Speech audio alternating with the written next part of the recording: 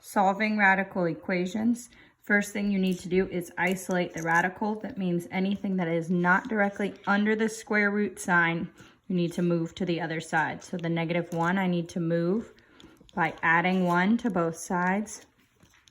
This gives me square root of x plus 3 equals 8. Now the radical is isolated because nothing else is on this left-hand side except for the expression under the radical.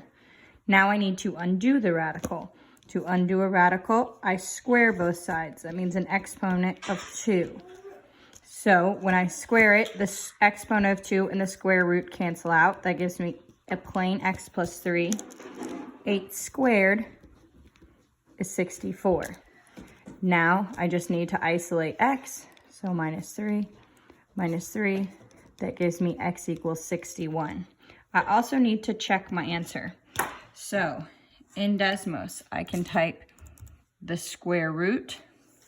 And instead of x, I'm going to have a plus 3. Make sure you use the right-hand arrow to go outside. Type -1. And I think the value of a, or x, is 61. When I do that, it has equals 7, which would mean if I substitute this in, I have 61